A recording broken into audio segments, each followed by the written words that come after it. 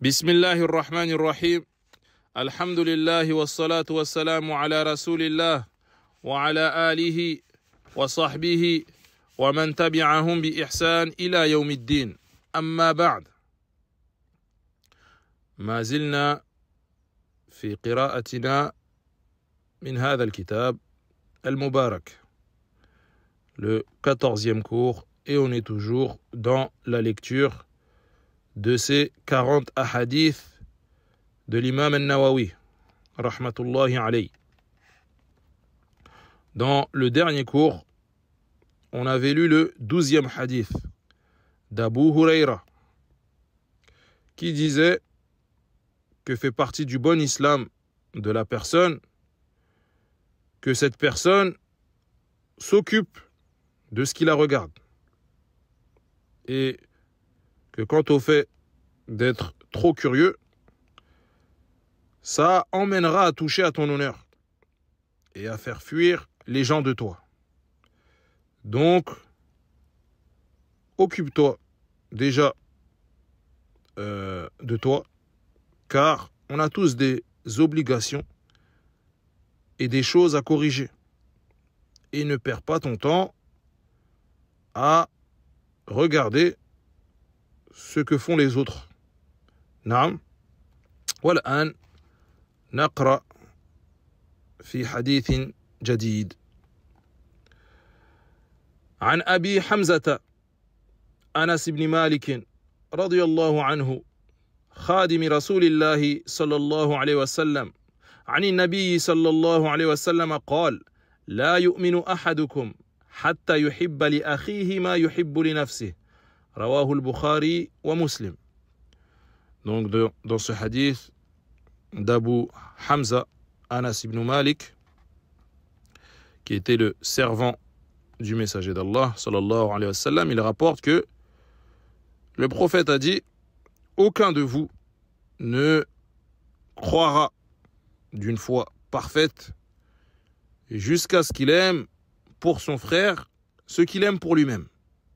Et c'est encore un hadith rapporté par Al-Bukhari et Muslim.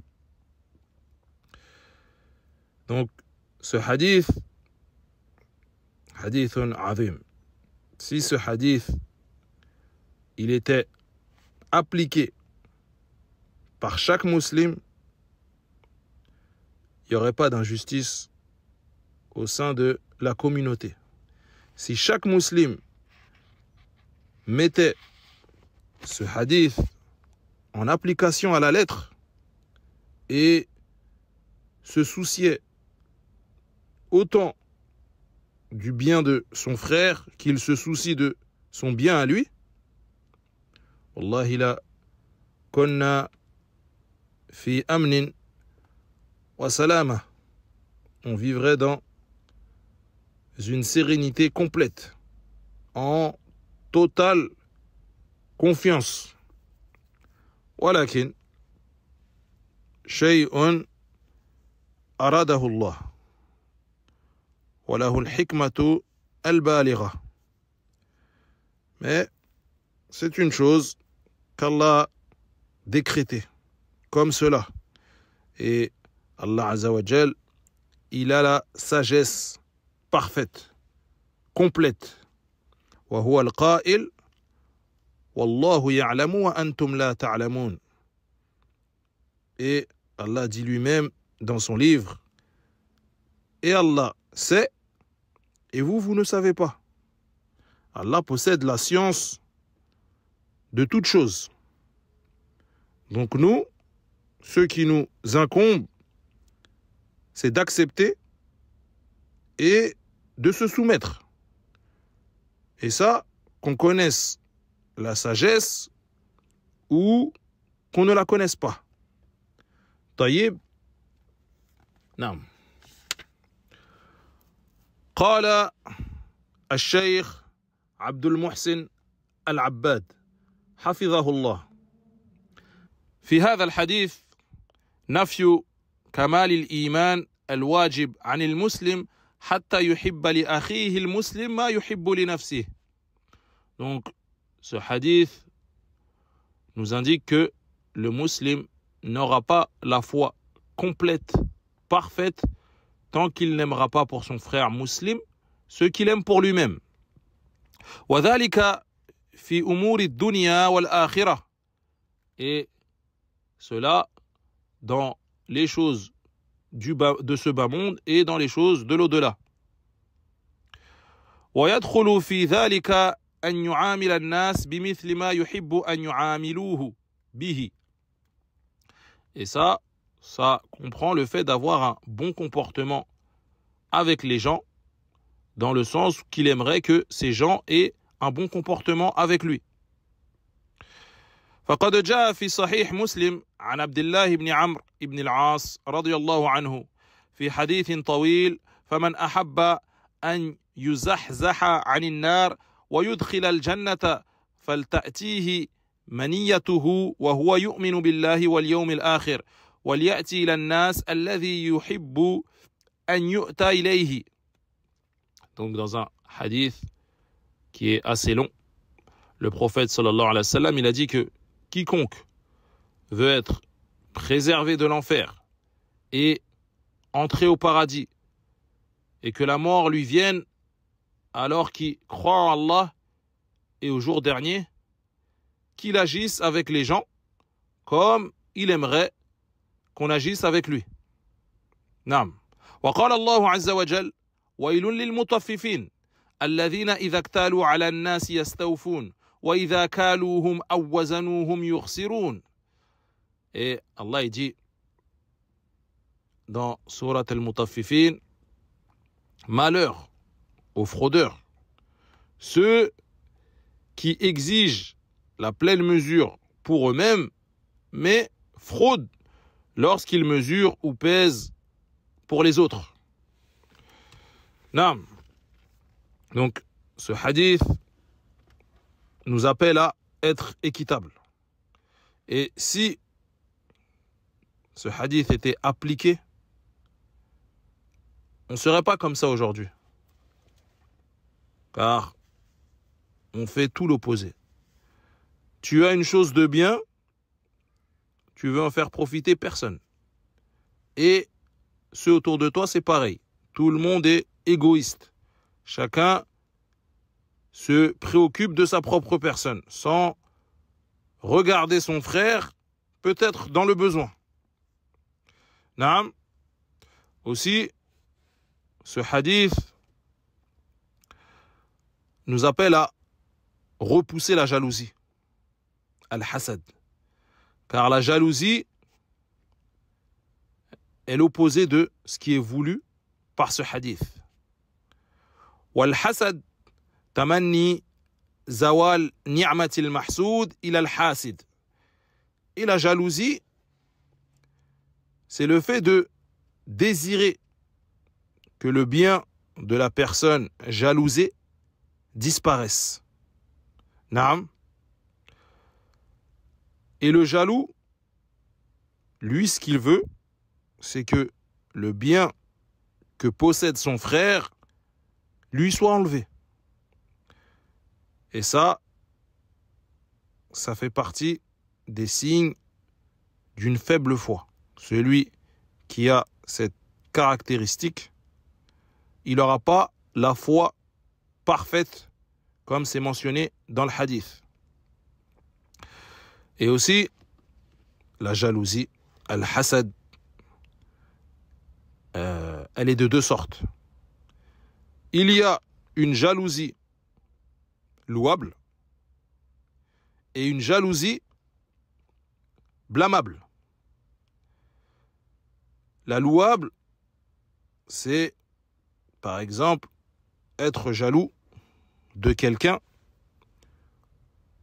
pour que le bien qu'il possède, ou pas pour que le bien qu'il possède lui soit retiré, mais c'est l'envie de le rejoindre dans ce bien et désirer l'avoir. Hada tayyib. Et par contre, la jalousie qui est blâmable, c'est l'inverse. C'est être jaloux de quelqu'un qui possède un bien et souhaiter que le bien qu'il possède lui soit enlevé, comme on l'a dit un peu avant. وقال النبي صلى الله عليه وسلم لا حسد إلا في اثنتين رجل أتاه الله القرآن فهو يقوم به آناء الليل وآناء النهار ورجل أتاه الله مالا فهو ينفقه آناء الليل وآناء النهار حديث ابن عمرو رضي الله عنهما متفق عليه. Donc dans ce hadith, le prophète sallallahu alayhi wa sallam nous dit que la jalousie est interdite, sauf dans deux cas.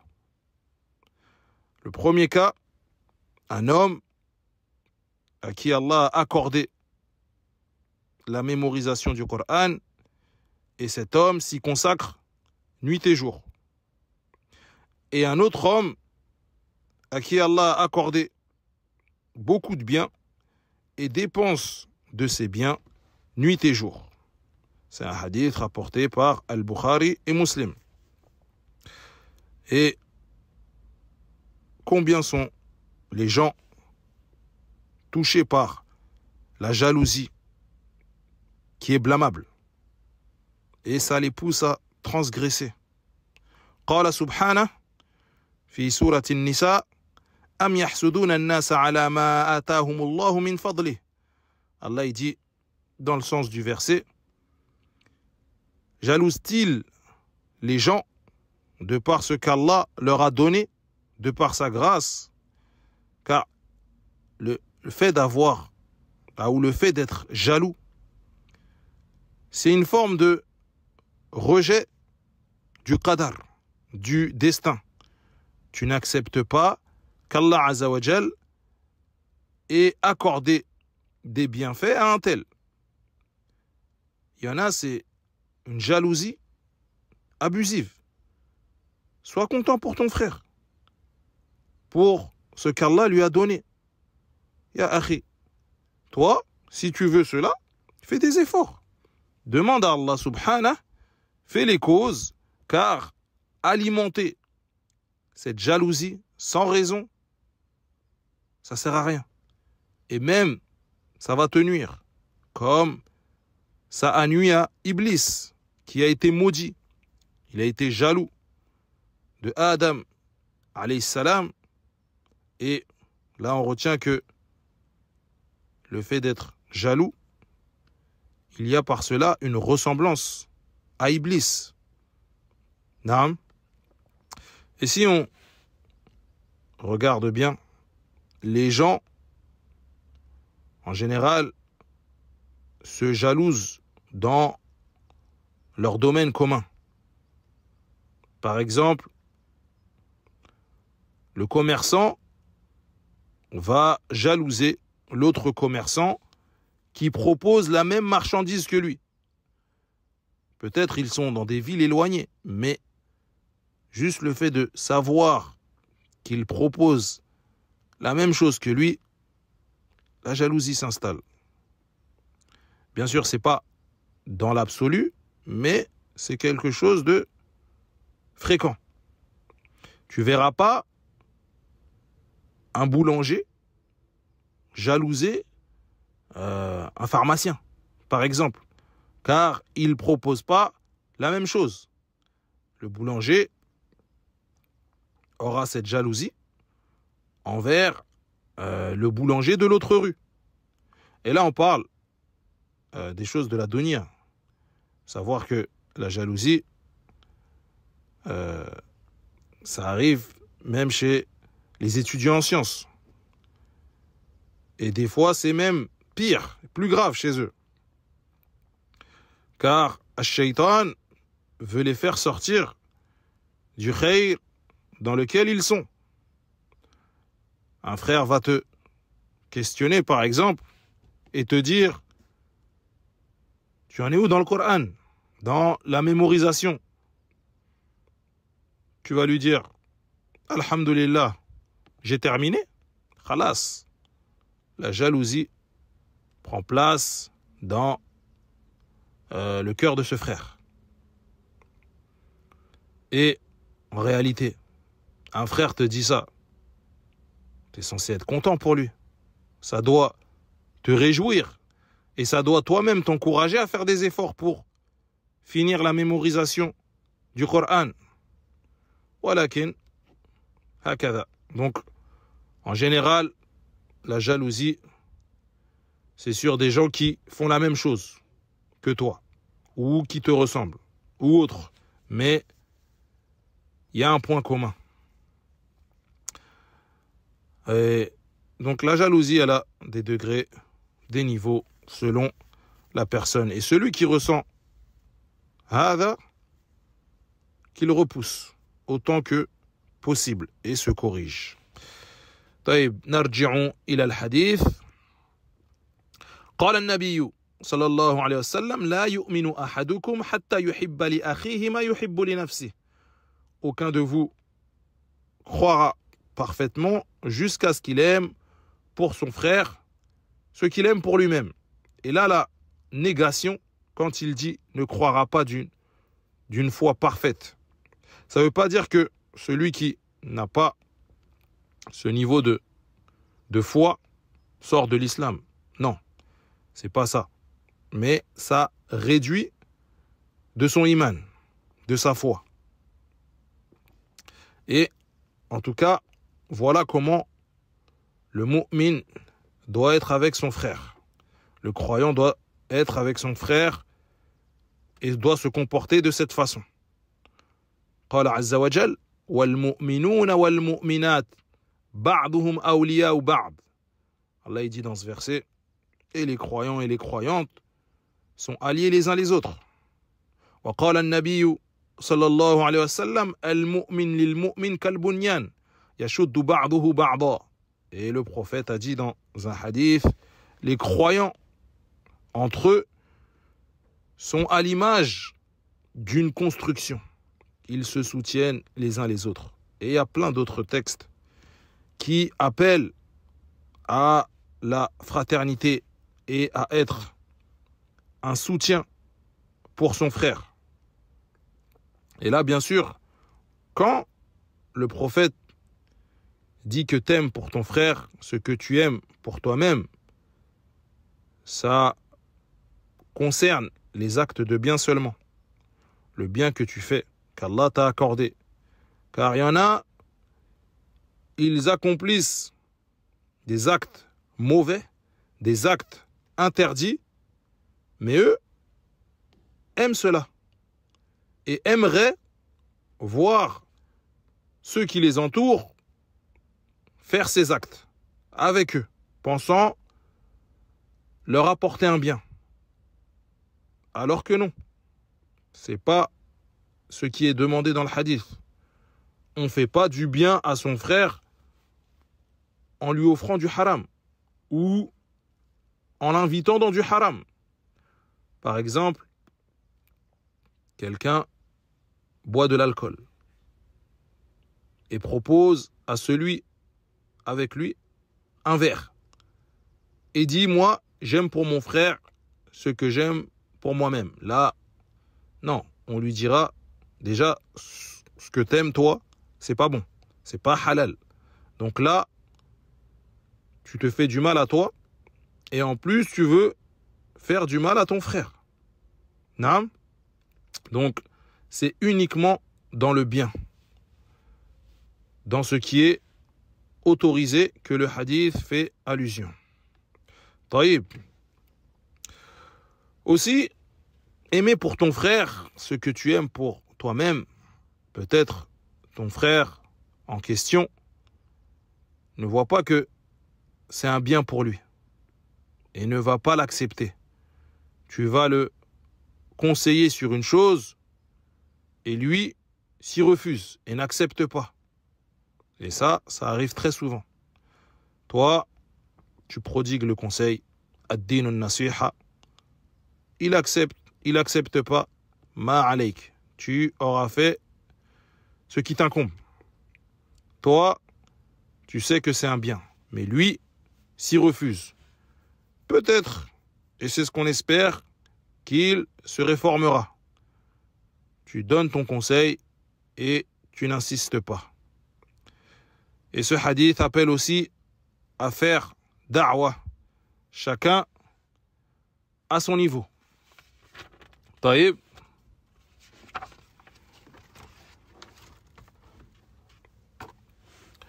قال ابن رجب رحمه الله وفي الجملة فينبغي للمؤمن أن يحب للمؤمنين ما يحب لنفسه.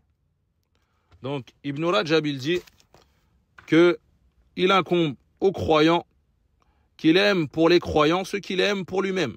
ويكره لهم ما يكره لنفسه, et qu'il déteste pour eux ce qu'il déteste pour lui-même. فإن رأى في أخيه المسلم نقصا في دينه اجتهد في إصلاحه. Et si ce croyant constate chez son frère croyant un manquement dans sa religion, qu'il s'empresse à le conseiller pour qu'il se corrige. Naam. On passe aux enseignements du hadith.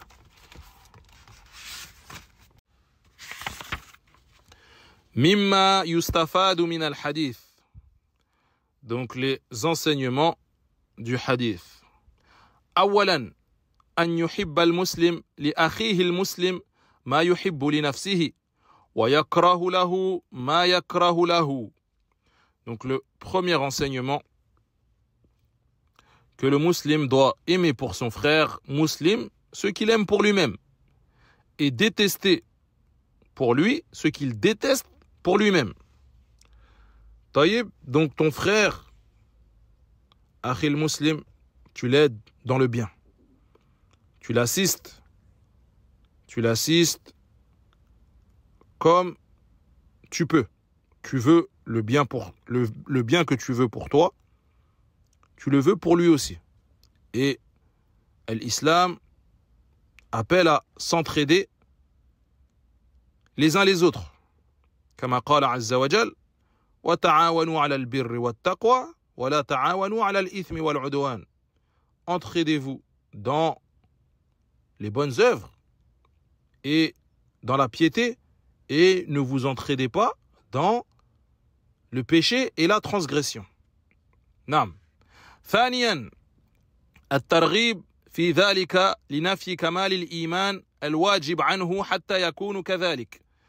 Le deuxième enseignement, l'incitation à adopter ce comportement, car la foi ne sera pas complète que si cela est appliqué.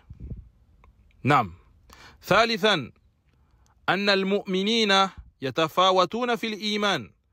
Troisième enseignement, les croyants diffèrent dans les degrés de foi. كما قال النبي صلى الله عليه وسلم المؤمن القوي خير وأحب إلى الله من المؤمن الضعيف وفي كل خير. Et ça, comme le prophète sallallahu alayhi wa sallam l'a dit dans un hadith, que le croyant fort est meilleur et plus aimé auprès d'Allah que le croyant faible, mais que dans les deux, il y a du bien, car les deux sont des croyants, mais leur niveau diffère, leur niveau de foi. Naam. رابعا التعبير بأخيه فيه استعطاف للمسلم لأن يحصل منه لأخيه ذلك. Donc le quatrième enseignement, utiliser le terme frère, mon frère, akhi, ça sollicite la compassion de ce musulman pour que son frère puisse obtenir de lui ce qu'il souhaite pour lui-même. Et appeler le musulman en disant akhi, c'est une bonne façon de faire, car ça le rassure. Et si c'est pour lui donner un conseil, ça montre une forme de fraternité que tu lui apportes. Par contre, ce terme, mon frère, c'est uniquement pour le musulman. Kama qala azza wa jal, innama al-mu'minuna ikhwa. C'est uniquement que les croyants ne sont que des frères. C'est uniquement pour les croyants qu'il est permis de dire cela. Amma al-kafir, fala. طيب فإلى هنا نكتفي بهذا اليوم. نسأل الله أن يجمع المسلمين على تطبيق هذا الدين. وسبحانك اللهم وبحمدك أشهد أن لا إله إلا أنت أستغفرك وأتوب إليك.